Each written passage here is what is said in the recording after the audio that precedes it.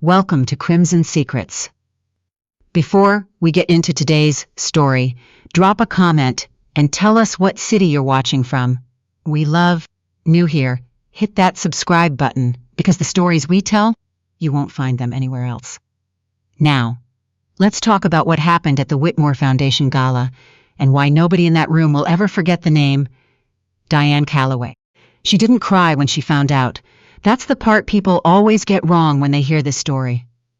They assume there were tears, ugly, messy tears in some marble bathroom, hands pressed against the vanity, mascara running. They assume she fell apart first and pulled herself together second. But Diane Calloway didn't fall apart. Not even for a moment. She simply set her reading glasses down on the desk, folded the bank statement in half along its original crease, and placed it back inside the envelope as though she were filling away something mildly inconvenient, a late utility bill, perhaps, or a dentist's appointment she'd need to reschedule.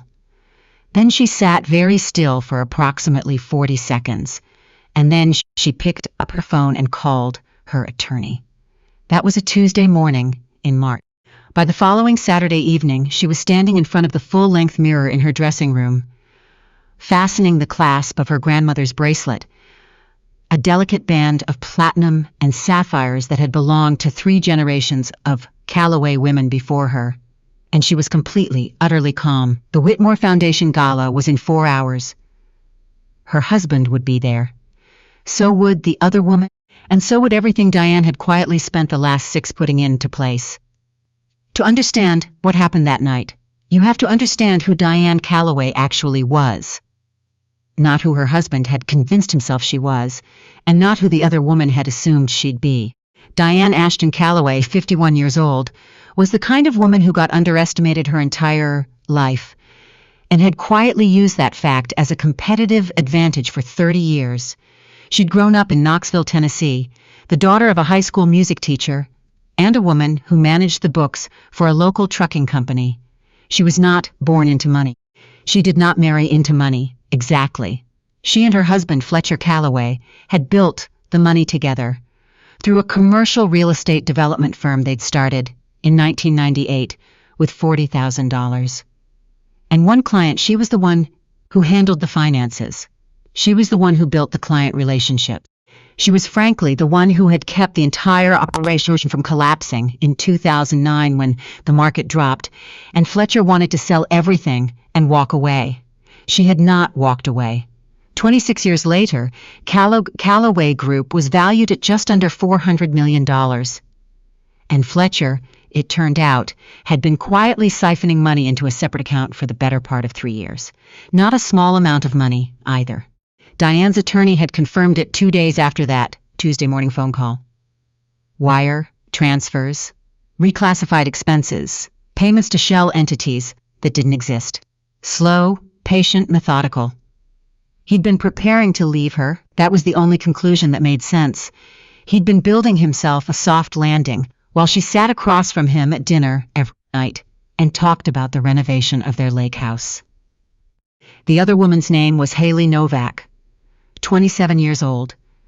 She worked at a gallery in the West Loop, or she had, until someone at the gallery mentioned her name to a mutual acquaintance who mentioned it to Diane's friend Marjorie, who mentioned it to Diane over coffee 3 months ago. Diane had smiled and said, "Oh," and changed the subject, and then she had gone home and hired a private investigator. She had known everything for 3 months. She had not said a single word to Fletcher. Fletcher Calloway was not a stupid man.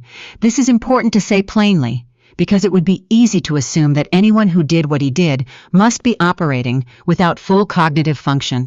But Fletcher was smart, genuinely smart, actually charming.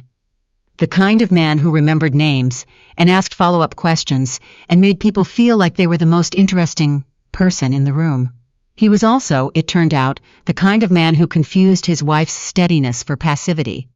He had watched Diane for 26 years, watched her move quietly and efficiently through every crisis, watched her absorb information without reacting, watched her make decisions so carefully that by the time she acted, the outcome was already determined. And somehow, despite watching all of this, he had concluded that her composure meant she wasn't paying attention. That was his mistake. On the Thursday before the gala, Fletcher mentioned over breakfast that he'd be attending the Whitmore event with a few people from the Meridian Project. He said it casually, without looking up from his phone. He said it, the way you'd mention a dry cleaning pickup. Diane said, "Of course, I'll see you there." He looked up then. "You're going?" "I'm on the steering committee," she said. "I've been on the steering committee for 4 years. Fletcher?" "Right," he said. "Of course." He looked back at his phone. He did not notice that she was already looking at him, the way a chess player looks at a board when the game is 3 moves from over.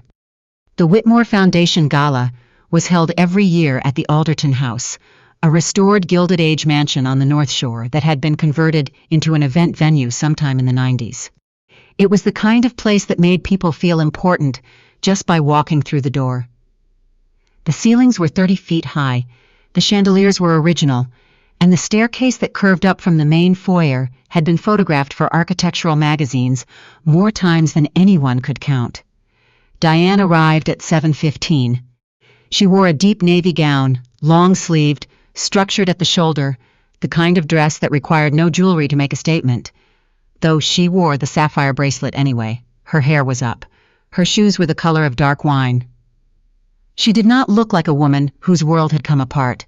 She looked like exactly what she was. A woman who had already decided how this evening was going to end.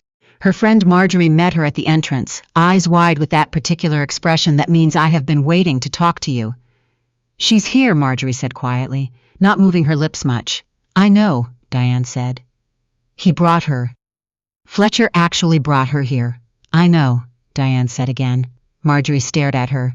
"You don't seem— Can you find me a glass of the Sancerre?" Diane said. "The white, not the rosé. And then I need you to introduce me to Patricia Hensley from the Tribune. I heard she's covering the gala column." Marjorie blinked. Why do you need?" "The Sancerre first," Diane said pleasantly.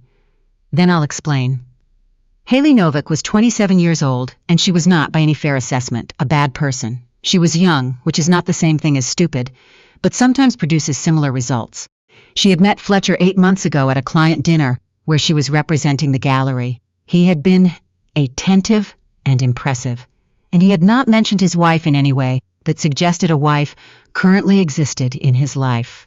By the time she understood the full shape of the situation, she was already in it, and he had been very good at making her feel like the situation was more complicated than it appeared, that his marriage was essentially over, that these things took time. That was her part of this. She had believed him. What she did not know, what she had no way of knowing, was what she was wearing around her wrist that night. Fletcher had given it to her 2 weeks earlier, presented in a velvet box over dinner, described as a piece I came across at an estate sale. He'd said he thought it would look beautiful on her. He had been right about that, at least. It did look beautiful on her. The bracelet was delicate, antique-looking, platinum with 3 oval sapphires in a row, and she had worn it tonight because it seemed like the right occasion. And she had worn it tonight. It was, in fact, the right occasion.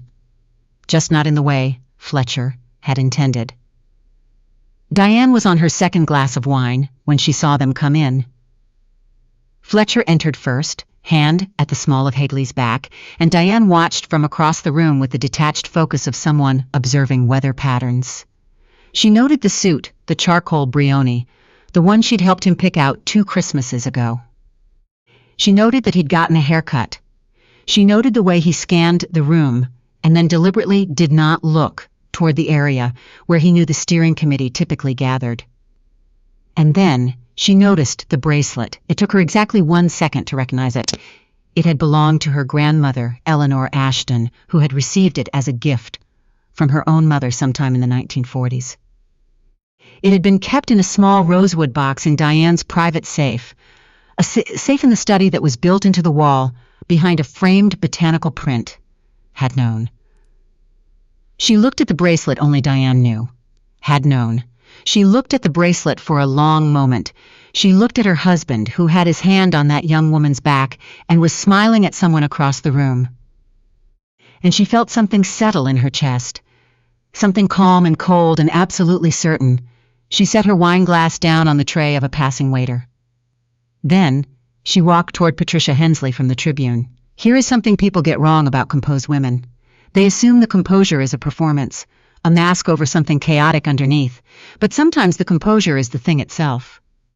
Sometimes a woman has simply moved past the part where she might break down and arrived at the part where she knows exactly what she's going to do, and that knowledge is genuinely steadying. Diane did not confront Fletcher publicly. She did not cause a scene. She did not walk across the room and make demands in front of 400 people. That was never the plan. The plan was significantly more elegant. Patricia Hensley, it turned out, was an exceptional journalist, curious, precise, and very good at asking the right questions once you gave her the right thread to pull. Diane had arranged to sit next to her at the steering committee table during the dinner portion of the evening, and over the course of 2 courses and 1 shared dessert, she told Patricia of a story. Not the whole story, just enough of it. The bank transfers, the shell entities, the audit her attorney was quietly preparing to hand to the IRS and the SEC. The fact that a significant portion of the Calloway Group's last 2 fiscal years appeared to involve funds that had been redirected without the knowledge of the co-founder and co-owner of the firm. She spoke calmly and precisely, the way she always spoke, and she answered Patricia's follow-up questions with the specificity of someone who had been preparing for this conversation for several weeks. Which she had. Off the record for now? Patricia said, at one point. However you need it, Diane said. I just want to make sure the right people have the right information. Patricia looked at her for a moment, with the expression of a journalist who has just understood that they are sitting next to the most important source they'll encounter this quarter. Can I call you Monday? She said. I'll be expecting your call, Diane said. The bracelet situation resolved itself in a way that Diane had not entirely anticipated, which she would later say was the only genuinely surprising part of the evening.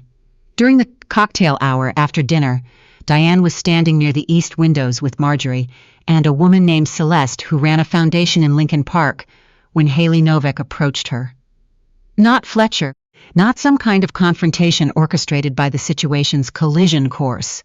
Haley, alone, walking across the room toward Diane with an expression that suggested she had just had a conversation with someone, probably a very well-connected someone, who had explained certain things to her in very direct terms. Diane watched her come. Mrs. Calloway, Haley said. Her voice was steady, but her hands were not quite. Mrs. Novak, Diane said pleasantly. A beat of silence. Marjorie had gone very still. Haley reached up and unclasped the bracelet from her wrist. She held it out. Her face was complicated, embarrassed, ashamed, and something else underneath those things that looked almost like relief. I didn't know what it was, Haley said. When I found out, She stopped. I'm sorry. Diane looked at the bracelet for a moment. Then she reached out and took it. I know you didn't know, she said, and she meant it. Her voice was quiet but not cold, and she held Haley's gaze for a moment, not with cruelty, but with the kind of directness that said, I see you clearly. I have no particular anger for you, and I want you to learn something from this. The man who gave it to you, Diane said, is going to need a very good attorney. I'd suggest you find one of your own before Monday. Haley nodded once. She looked like she might say something else, and then decided not to. She turned and walked back across the room. Marjorie exhaled audibly. How did she know to? Marjorie started. I may have made sure a few people knew. She was wearing something that belonged to me, Diane said mildly, refastening the bracelet around her own wrist. Diane, she deserved to know the truth, Diane said, and she handled it with more dignity than he deserved. Fletcher found her at 9:45 near the base of the staircase while the band was playing something slow, and the room had taken on that particular golden quality it gets when the evening has been going on long enough that everyone's had enough wine and enough conversation, and the mood has softened into something almost beautiful. He looked for the first time all evening like a man who understood that something had gone wrong. Diane. His voice was low. Fletcher, I saw you talking to Patricia Hensley. She's lovely, Diane said. Very sharp. You know I always admired her column. He looked at her for a moment. He looked at her wrist. The color left his face so quickly and so completely that she could actually watch it happen. Where did you? It was always mine, she said simply. You knew that. He opened his mouth and closed it again. I've been talking to some attorneys, Diane continued, her voice completely level, as though she were discussing the catering, and an accountant. And, as you may have gathered, a journalist. I want you to understand something, Fletcher. She looked at him steadily. I built that company. I built that company. I know every account, every transfer, every entity you set up. I know things you didn't think I knew, because you spent 26 years watching me be calm, and somehow decided that meant I wasn't paying attention. Fletcher said nothing. I was always paying attention, she said. She picked up her wine glass from the side table. I'd suggest you call your brother, she said. He has that friend who does white-collar defense. You're going to want to get ahead of this before the story runs. Fletcher stared at her. When does it? Monday, she said. Probably. She left him at the base of the staircase. She went back to the party. The rest of the evening was, by most accounts, extraordinary. Diane danced with Marjorie's husband during the second set. She gave a brief, warm toast on behalf of the steering committee that drew a standing ovation from a room that had no idea what had just transpired in its periphery. She stayed until 11:30, long past the time when most of the steering committee had said their goodbyes, and when she finally gathered her coat from the attendant at the front entrance, 3 different people stopped her on the way out to say it had been the best Whitmore gala in years. She thanked them graciously. She thought about her grandmother's bracelet, warm and familiar against the inside of her wrist. She thought about the Calloway group, every intelligent years of decision, every client saved, every crisis navigated. She thought about the fact that she had known about this for 3 months and had spent those 3 months not spiraling, not confronting, not reacting, but building, quietly, methodically, the way she had always done things. In the car on the way home, her attorney called. How did it go? He asked. Extremely well, she said. A pause. He knows it's coming? He knows it's coming, she confirmed. And you're ready for Monday? She looked out the window at the city, going by, at the lights of the North Shore reflecting off the water, at all of it. All of this life she had built with her own intelligence and her own patience and her own stubborn refusal to panic in a crisis. I've been ready for quite some time, she said. The Tribune story ran Monday morning. It was not a small story. By Tuesday, there were 3 additional reporters who had called Diane's attorney. By Wednesday, the Calloway Group's board of directors had requested an emergency meeting. By the end of the week, Fletcher had retained the white-collar defense attorney his brother had recommended and had issued a statement through that attorney's office that said, in the careful language of someone legally advised to say, as little as possible, that he was fully cooperating with any inquiry. Haley Novak, it was later confirmed by people familiar with the situation, had retained her own attorney by Sunday evening. She cooperated voluntarily with the investigation. She had nothing to hide and nothing to gain by protecting a man who had not been honest with her either, and people who understood these things noted that her early cooperation was handled wisely. Diane Calloway did not comment publicly during any of this. She did not give interviews beyond the initial background conversation with Patricia. She did not post on social media. She did not appear photographed in the way of someone performing a public narrative. She simply went to work. She came into the Calloway Group offices every morning and sat at her desk and handled what needed to be handled, because the company was hers as much as it had ever been his, and she was not going to let it collapse because of what he had done. The employees, many of whom had been there for a decade or more, noticed that she was calm. They noticed that she was clear. They noticed that she answered questions directly and didn't hedge and didn't seem frightened. They found, somewhat to their own surprise, that this was steadying. Weeks later, when the initial wave of it had passed, and the legal proceedings had moved into the slower, more grinding phase that these things always eventually become, Marjorie asked her, over lunch, how she was actually doing. Diane considered this for a moment. I'm fine, she said. And then, because Marjorie had been her friend for 20 years and deserved more than that, I'm actually more than fine. I think I had been quietly afraid for a long time. afraid of what it would mean if I looked at certain things directly, and now I've looked at them directly, and it turns out it's just information. It's just something you deal with. Marjorie was quiet for a moment. You know what people, Marjorie said. I can imagine. They're saying you were the smartest person in that room on Saturday night. Multiple rooms, actually. Diane smiled. A real one this time, the kind that did reach her eyes. I've been the smartest person in most rooms for 30 years, she said. Fletcher just never noticed. She refastened her grandmother's bracelet, which she had worn every day since the gala, and intended to go on wearing every day for the rest of her life. Then she picked up her fork and finished her lunch. Because there was work to do. There was always work to do, and Diane Calloway had never once in her life walked away from it.